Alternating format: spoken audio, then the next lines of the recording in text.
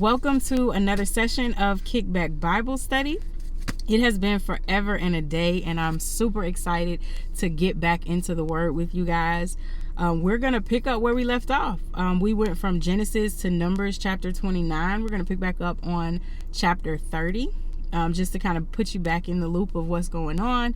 Moses is giving a directive to the people based on what God told him to tell the people how to live. So delivering the message of the commandments, letting these people know how to act right. I encourage you, if you have not viewed some of the previous videos, go back, listen to those videos so that you know what goes on, because when you're studying the Bible, it's definitely a precept upon precept type of thing, and if you miss parts of it, you're really not going to get a total understanding of everything. So I do encourage anybody who is new to this channel, go back and listen to those previous videos. Take your time, get caught up. It's no rush.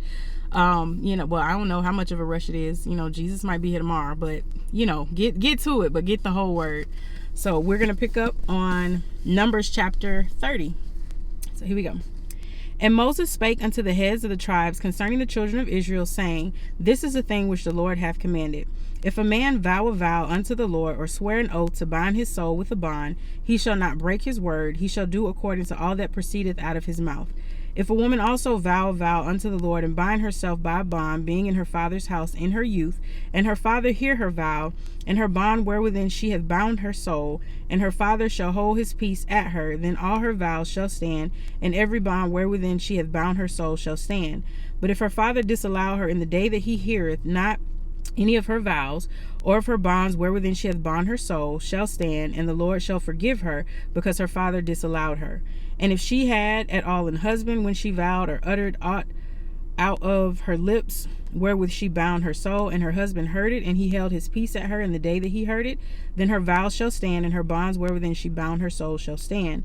But if her husband disallowed her on the day that he heard it, then he shall make her vow which she vowed, and that which she uttered with her lips, wherewithin she bound her soul, of none effect, and the Lord shall forgive her. But every vow of a widow, and that of her that is divorced, wherewithin they bound her soul, shall stand against her. And if she vowed in her husband's house, or bound her soul by a bond with an oath, and her husband heard it, and held his peace at her, and disallowed her not, then all her vows shall stand, and every bond wherewithin she bound her soul shall stand. But if her husband have utterly made them void on the day that he heard them, then whatsoever proceedeth out of her lips concerning her vows, or concerning the bond of her soul, shall not stand. Her husband have made them void, and the Lord shall forgive her. Every vow, every binding oath to afflict the soul, her husband may establish it, or her husband may make it void. But if her husband altogether hold his peace at her from day to day, then he established all her vows, or all her bonds which are upon her. He confirmeth them, because he held his peace at her in the day that he heard them. But if he shall in any ways make them void after that he had heard them, then he shall bear her iniquity. These are the statutes by which the Lord commanded Moses, between a man and his wife, between the father and his daughter, being yet in her youth and in her father's house.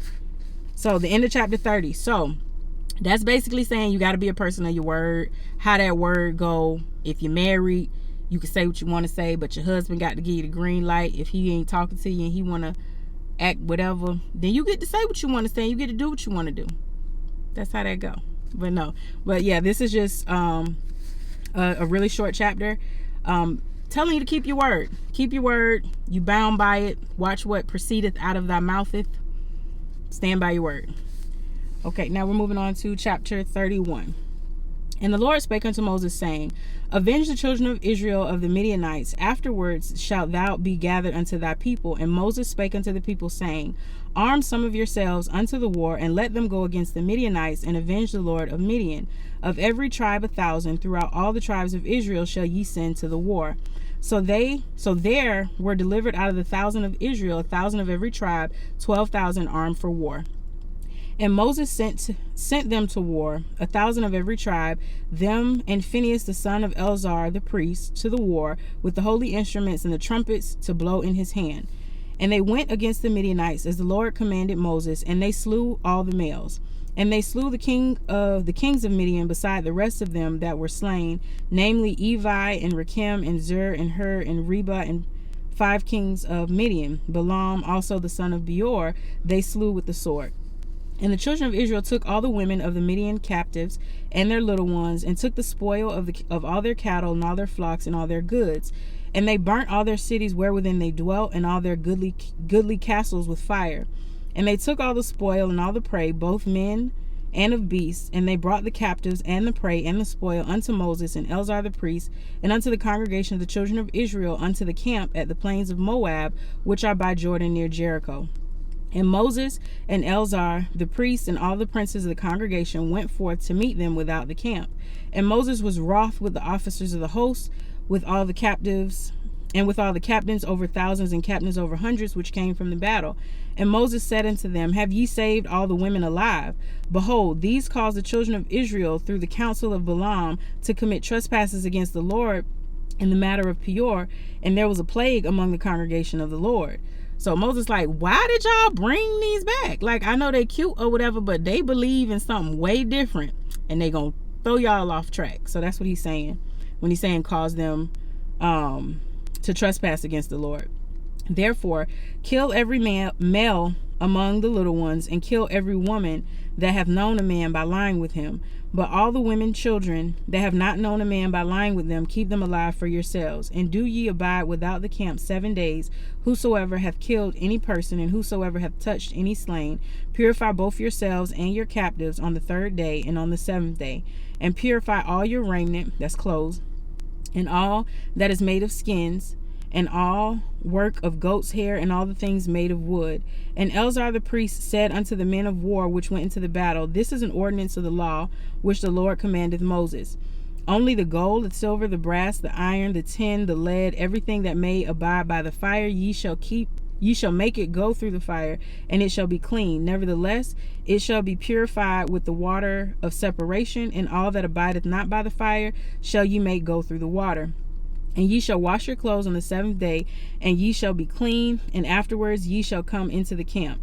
And the Lord spake unto Moses, saying, Take the sum of the prey that was taken, both of man and of beast, thou and Eleazar the priest and the chief fathers of the congregation, and divide the prey into 2 parts, between them that took the war upon them, who went out to battle, and between all the congregation. And levy a tribute unto the Lord of the men of war which went out to battle, 1 soul of 500, both of the persons and of the beeves and of the asses and of the sheep. Take it out of their half, and give it unto Eleazar the priest for an heave offering of the Lord. And the children of Israel, and of the children of Israel's half, thou shalt take 1 portion of 50 of the persons of the beeves, of the asses, and of the flocks, of all manner of beasts, and give them unto the Levites, which keep the charge of the tabernacle of the Lord. And Moses and Eleazar the priest did as the Lord commanded Moses. And the booty, being the rest of the prey which the men of war had caught, was 670,000 and 5,000 sheep, and 612,000 beeves, and 1,000 asses, and 32,000 persons in all, of women that had not known man by lying with them. And the half which was the portion of them that went into war was in number 300,070, and 30,500 sheep. And the Lord's tribute of the sheep was 615, and the beeves were 36,000, which of the Lord's tribute was 312, and the asses were 30,500, which of the Lord's tribute was 301, and the persons were 16,000, of which the Lord's tribute was 32 persons. And Moses gave the tribute, which was the Lord's heave offering, unto Eleazar the priest, as the Lord commanded Moses. And the children of Israel's half, which Moses divided from the men that warred, now the half that pertained unto the congregation was 300,000, and 30,000, and 7,500 sheep, and 36,000 beeves, and 30,000 asses, and 516,000 persons. Even of the children of Israel's half, Moses took 1 portion of 50, both of men and of beasts, and gave them unto the Levites, which keep the charge of the tabernacle of the Lord, as the Lord commanded Moses. And the officers, which were over thousands of the hosts, the captains of thousands and the captains of hundreds, came near unto Moses. And they said unto Moses, Thy servants have taken all the sum of the men which war under our charge, and there lacketh not one man of us. We have therefore brought an oblation for the Lord, what every man hath gotten of jewels, golds, chains, bracelets, rings, earrings, tabernacles, to make atonement for our souls before the Lord. So basically what he just said, he was like, we done divided everything up, and you know what? We got so much, even after we gave God what it is that he required of us, we want to give some more because we're just in that much of an abundance. And Moses and Eleazar the priests took the gold of them, even all wrought jewels, and all the golds of the offerings that they offered up to the Lord, of the captains of thousands and captains of hundreds, was 16,750 shekels. For the men of war had taken spoil, every man for himself. And Moses and Eleazar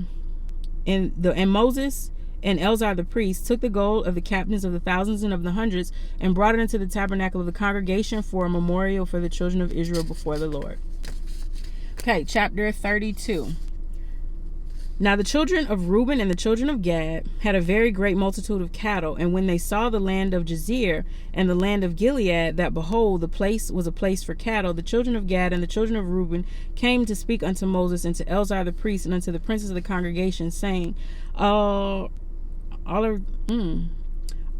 and Dibon and Jazer and Nimri and Hezbon and Eliha and Shabam and Nebo and Beon, even the country which the Lord smote before the congregation of Israel, is a land for cattle, and thy servants have cattle. Wherefore they say, if we have found grace in thy sight, let this land be given unto thy servants for a possession, and bring us not over Jordan.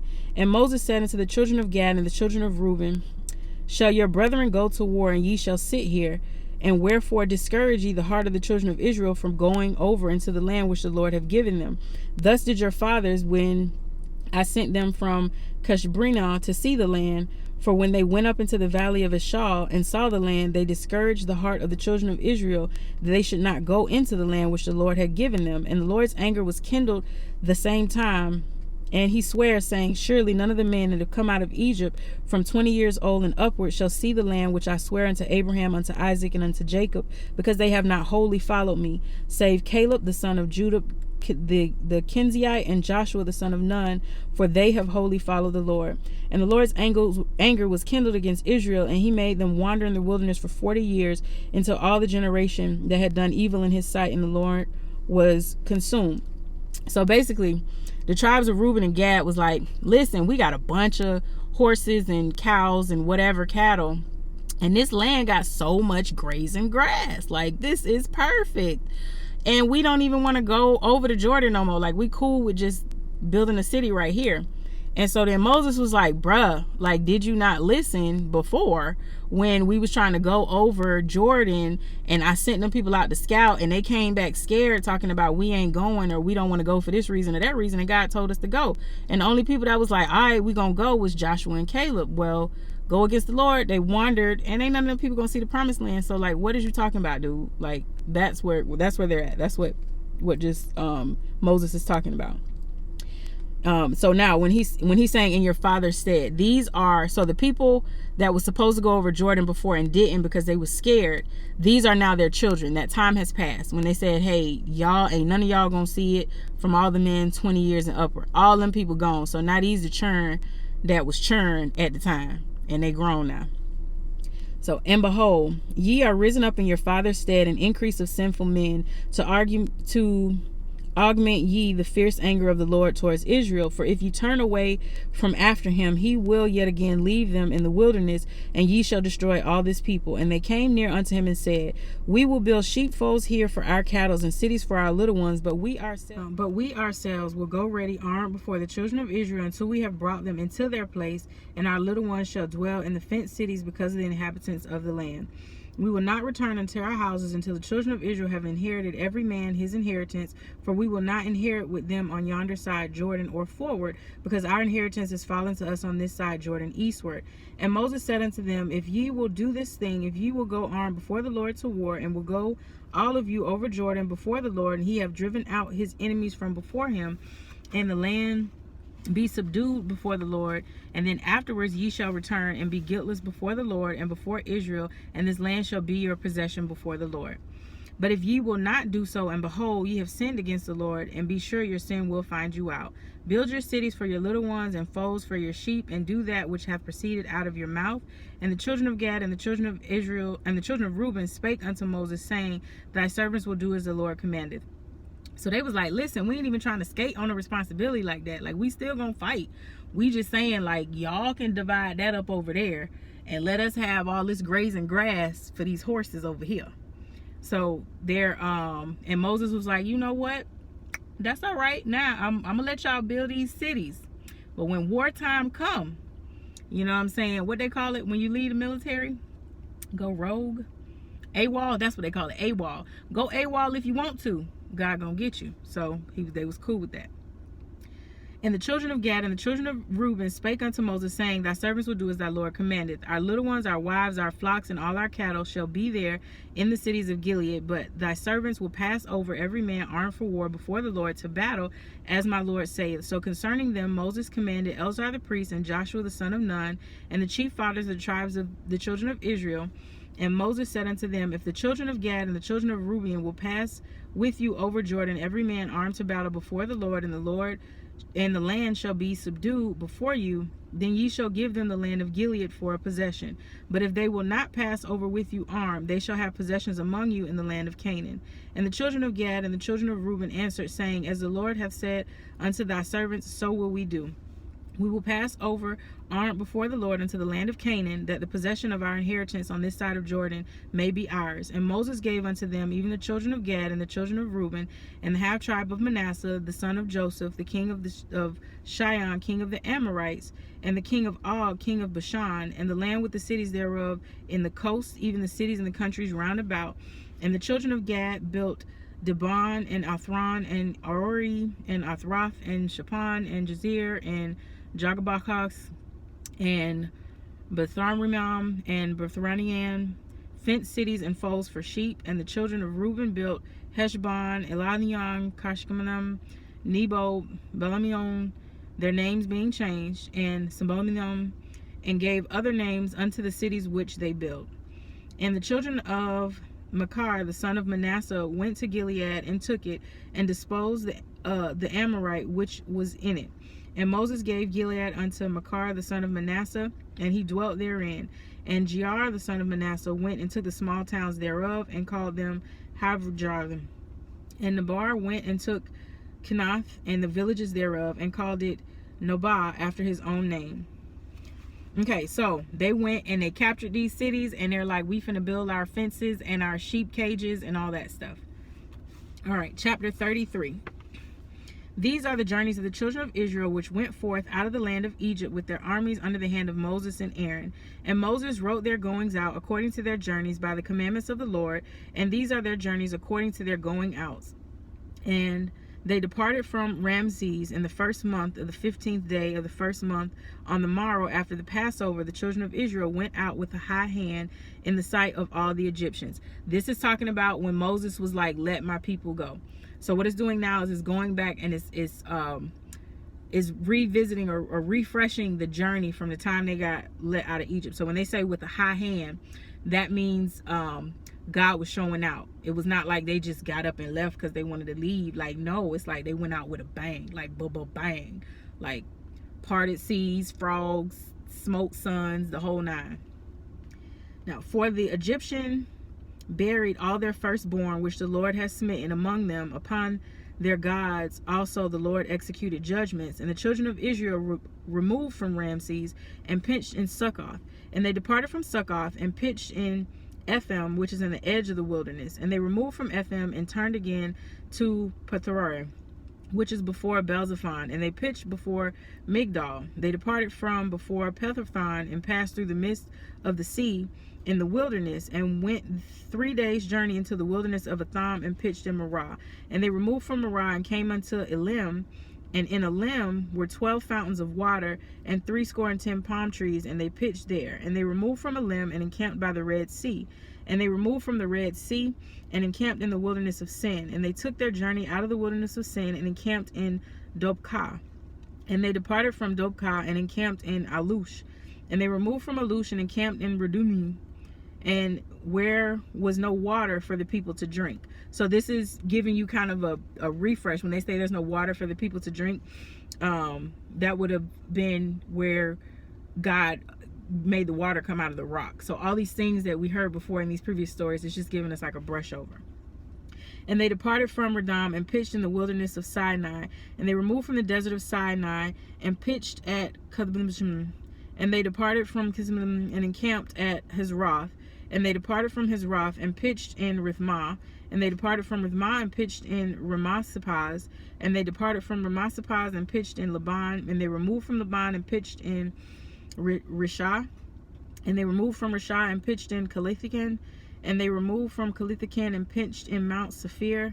And they removed from Mount Sephir and encamped in Hadrah. They removed from Hadrah and pitched in Maklothim. They removed from Maklothim and pitched in Tatahim. And they removed from Tatahim and pitched in Tara. And they removed from Tara and pitched in Michka. And they removed from Michka and pitched in Heshmama. And they departed from Heshmama and encamped at Mesroth. And they departed from Mesroth and pitched in Benjakna. They removed from Benjakna and encamped at Hadabegan. And they went from Hadabegan and pitched in Jopatha. They removed from Jopatha and encamped in Ibrahah. They departed from Ibrahah and encamped in Ismamim. And they removed from Ismamim and pitched in the wilderness of Zin, which is Kadesh. And they removed from Kadesh and pitched in the Mount Hor on the edge of the land of Edom. And Aaron the priest went up into the Mount Hor in the commandment of the Lord and died there. In the 40th year after the children of Israel were come out of the land of Egypt, in the first day of the 5th month. And Aaron was 123 and 3 years old when he died in Mount Hor. And the king Arad the Canaanite, which was dwelt in the south of the land Canaan, heard the coming of the children of Israel, and they departed from Mount Hor and pitched in Zalmah, and departed from Zalmah and pitched in Puan, and they departed from Puan and pitched in Obath, and they departed from Obath and pitched in Ajabarim, the border and in the border of Moab, and they departed from Amrah and pitched in Digabana, and they removed from Digabana and encamped in Alabathmanah, and they removed from Alabathmanah and pitched in the mountains of Abram before Nebo. And they departed from the mountains of Abram and pitched in the plains of Moab by Jordan near Jericho. And they pitched by Jordan from Beth-Nissim even unto Ashimnah in the plains of Moab. And the Lord spoke unto Moses in the plains of Moab by Jordan near Jericho, saying, Speak unto the children of Israel and say unto them, When ye are passed over Jordan into the land of Canaan, then ye shall drive out all the inhabitants of the land from before you, and destroy their pictures, and destroy all their molten images, and quick pluck down all their high places, and shall dispose of the inhabitants of the land that dwell therein, for I have given you the land to possess it.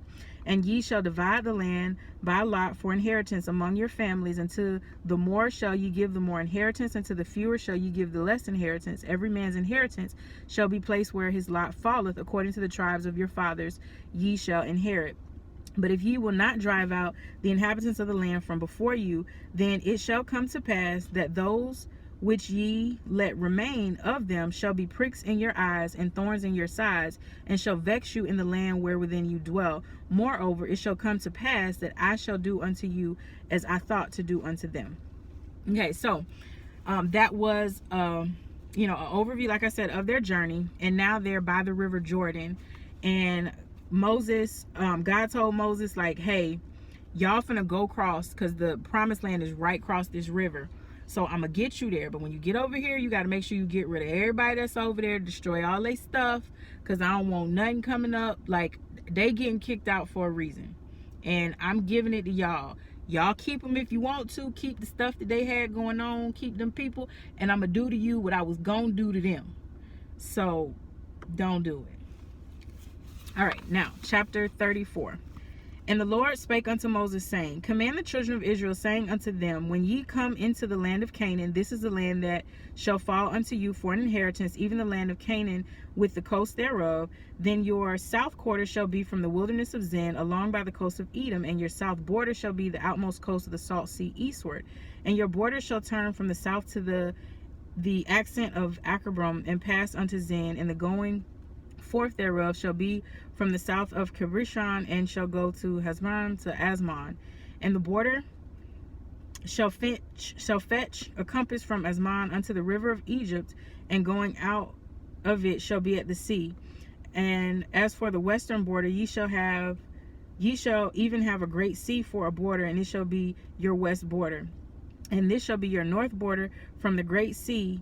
Ye shall point out for you from Mount Hor.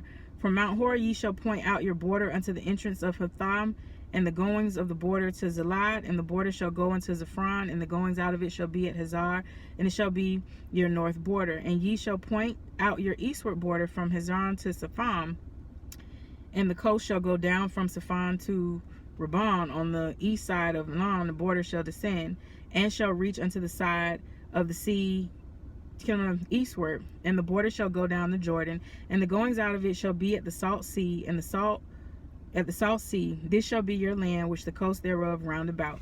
So he was just explaining, that was just a explanation of where their land is at. And Moses commanded the children of Israel, saying, This is the land which ye shall inherit by lot, which the Lord commanded to give unto the 9 tribes, and to the half tribe, for the tribe of Reuben according to the house of their fathers, and the children of Gad according to the house of their fathers have received their inheritance, and half of the tribe of Manasseh have received their inheritance. The two tribes and the half tribe have received their inheritance on this side the Jordan near Jericho, eastward towards the sun rising. And the Lord spake unto Moses, saying, These are the names of the men which shall divide the land unto you, Elzar the priest, and Joshua son of Nun. And ye shall take one prince of every tribe, and divide the land by inheritance. And the names of the men are these: of the tribe of Judah, Caleb son of Jephunneh; of the tribe of the children of Simeon, Shemiel the son of Abu; of the tribe of Benjamin, Elad the son of Chison; and of the princes of the tribe of the children of Dan, Bukai the son of Joglai; the prince of the children of Joseph; for the tribe of the children of Manasseh, Hanel the son of Ephod; and of the prince of the tribe of the children of Ephraim, Kalad the son of Sapha; and of the prince of the tribe of the children of Zebulun, Elzaphan the son of Pachern; and the prince of the tribe of the children of Issachar, Peleti the son of Azan; and the prince of the tribe of the children of Asher, Ahubi the son of Shelemiel; and the prince of the tribe of the children of Naphtali, Fideli the son of Amudu. And these are they whom the Lord commanded to divide the inheritance unto the children of Israel in the land of Canaan. So that's God giving a breakdown of who getting what, where. Reuben and Gad, y'all got y'all's on this side of the river, and now I got to put some people in charge of y'all, so when y'all get over on that side of the river, y'all can divide this up, and this is going to be who's in charge based on the tribes. So that's what that was. Okay, chapter 35. And the Lord spake unto Moses in the plains of Moab by Jordan near Jericho, saying, Command the children of Israel that they give unto the Levites of the inheritance of their possessions cities to dwell in, and ye shall give also unto the Levites suburbs for the cities round about them. And the cities shall they have to dwell in, the suburbs of them shall be for their cattle and for their goods and for their beasts. And the suburbs of the cities which ye shall give unto the Levites shall reach from the wall of the city and outward 1,000 cubits round about, and ye shall measure from without the city in the east side 2,000 cubits, and the south side 2,000 cubits, and the west side 2,000 cubits, and on the north side 2,000 cubits, and the city shall be in the midst, and this shall be them the suburbs of the city. And among the cities which ye shall give unto the Levites, there shall be 6 cities for refuge, which ye shall appoint for the manslayer, that he may flee therein, and to them ye shall add 40 in 2 cities. So that's the manslayer, that's a murderer. So all the cities which ye shall give to the Levites shall be 40 in 8 cities. Them shall ye give with their suburbs, and the cities which ye shall give shall be the possession of the children of Israel. From them that have many ye shall give many, but from them that have few ye shall give few. Everyone shall give of his cities unto the Levites according to the inheritance which he inherit. So the Levites, they are like the priests, like the keepers of the tabernacle and all that stuff. So they don't get, their portion is God. They don't partake in like worldly things. So the rest of the tribes have to come together and say, okay, this is where they're going to stay, and this is the dictation of what they're going to get, the Levites. Okay. And the Lord spake unto Moses, saying, Speak unto the children of Israel, and say unto them, When ye be come over the Jordan into the land of Canaan, then ye shall appoint you cities to be the cities of refuge for you, that the slayer may flee therein, which killeth any person at unawares. And they shall be unto you cities for refuge from the avenger, that the manslayer die not until he stand before the congregation in judgment. And of these cities which ye shall give, 6 cities ye shall have for refuge. Ye shall give 3 cities in this side Jordan, and 3 cities shall ye give in the land of Canaan, which shall be the cities of refuge. These 6 cities shall be a refuge both for the children of Israel and for the stranger and for the sojourner among them, that every one that killeth any person unawares may flee thither. And if he smite him with an instrument of iron so that he die, he is a murderer, and that murderer shall surely be put to death. And if he smite him with throwing a stone wherewith he may die, and he die, he is a murderer, and the murderer shall surely be put to death. Or if he smite him with an hand weapon of wood wherein he may die, and he die, he is a murderer, and the murderer shall surely be put to death. The revenger of blood himself shall slay the murderer. When he meeteth him, he shall slay him. But if he thrust him of hatred, or hurl at him by lying of weight, that he die, or in enmity smite him with his hand, that he may die, he that smote him shall surely be put to death, for he is a murderer. The revenger of blood shall slay the murderer when he meeteth him. So what that means is, if you kill somebody, yes, like they're supposed to be able to run to this city, because you can't just say he killed somebody, I'm gonna kill him back. They have to come before the congregation for judgment, before whatever.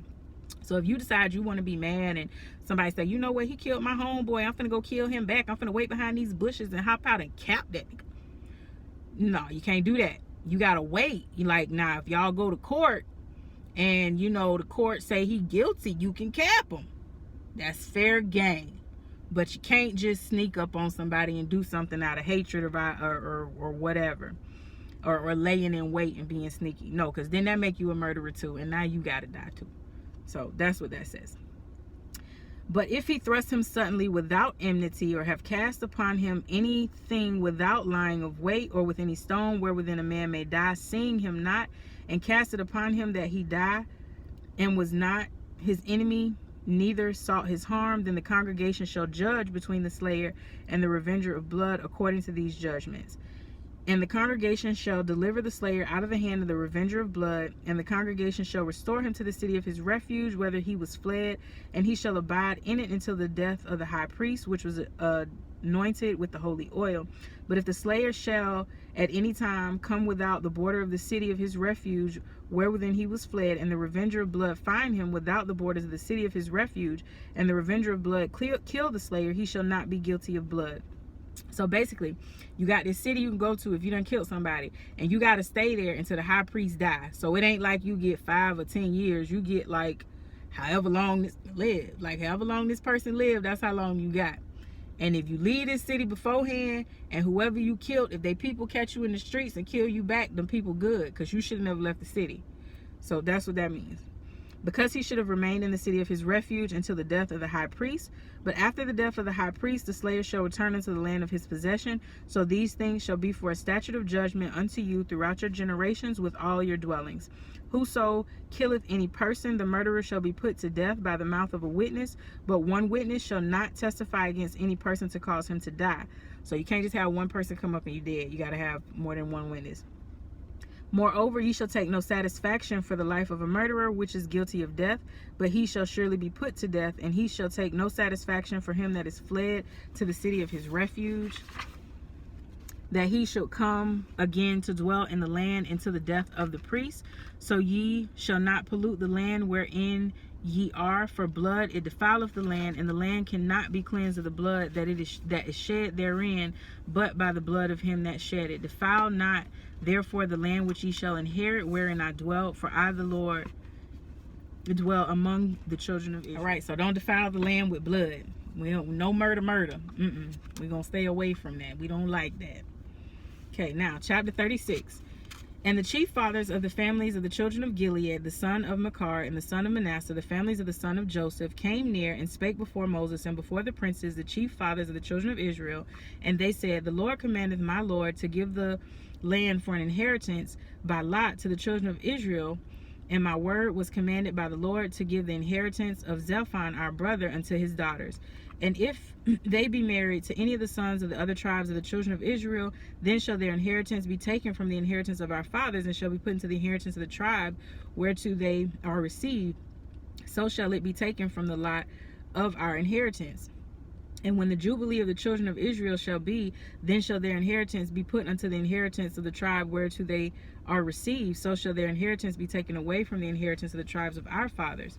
And Moses commanded the children of Israel according to the word of the Lord, saying, The tribes of the son of Joseph has said, well, and this is the thing that the Lord doeth, commanding the concerns of the daughters of Zelophehad, saying, let them marry to whom they think best, only to the family of the tribe of their father shall they marry. So shall not the inheritance of the children of Israel remove from one tribe from tribe to tribe, for every one of the children of Israel shall keep himself for the inheritance of the tribe of his fathers. And every daughter that possesseth any inheritance of any tribe of the children of Israel shall be wife unto the family of the children of the tribe of her father, that the children of Israel may enjoy every man the inheritance of his father. Neither shall the inheritance remove from one tribe to another, but every one of the tribes of the children of Israel shall keep himself his own inheritance. Even as the Lord commanded Moses, so did the daughters of Zelophehad. For Maliah, Tazar, and Hogan, and Milcah, and Noah, the daughters of Zelophehad, were married unto their father's brothers' sons. And they were married unto the families of the sons of Manasseh, the son of Joseph, and their inheritance remained in the tribe of the family of their fathers. These are the commandments and the judgments which the Lord commanded by the hand of Moses unto the children of Israel in the plains of Moab by Jordan near Jericho.